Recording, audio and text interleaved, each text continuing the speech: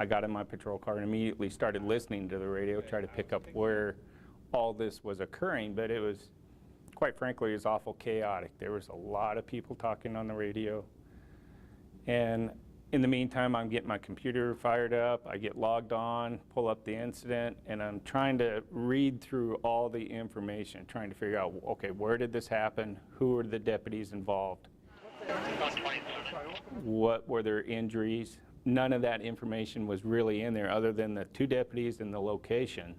And then it was just, you might say, chaos from there because everybody was joining in. This is unlike anything that you've ever come across. I've never experienced that before.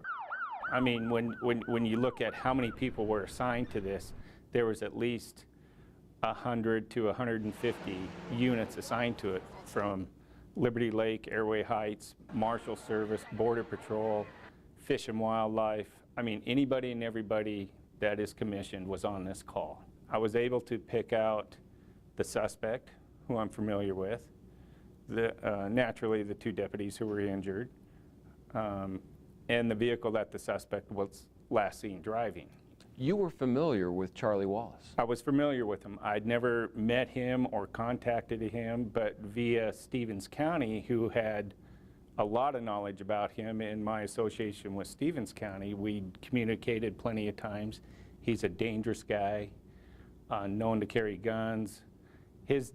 We called him Charlie Brown for heroin, brown heroin. That was his mantra, Charlie Brown.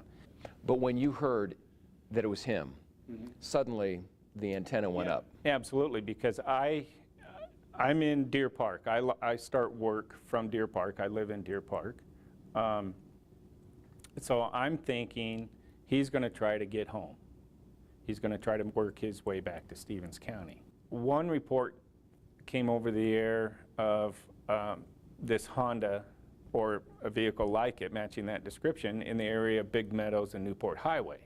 Okay, so now I know he's coming north, and just as I'm coming into Riverside is when a unit that I believe was Detective Tim Madsen with SPD called out that he's being shot at.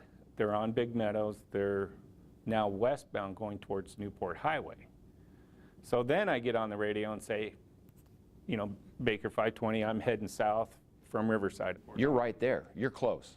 I'm the only unit north. You're by yourself. I'm by myself. I've got no help. There's nobody north. Everybody is down south for the shooting.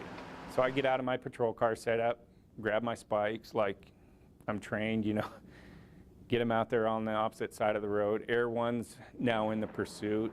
They're calling it out. They're advising me, you know, he's on the inside shoulder. He's weaving in and out of traffic. Be careful, he's dangerous. If I made any mistake, you know, you kind of get tunnel vision about your training, you know, get the spikes out, get out of the way, get ready to pull them across the road. The problem was there was so much traffic that traffic was actually stopping for me in the middle of the highway. Now they became a target. They were a hazard. And as he came down the hill, he saw that as well, and he dove off the median and came up in the southbound lanes heading north.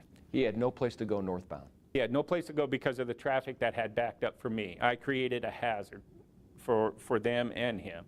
So he bailed, went northbound in the southbound lanes.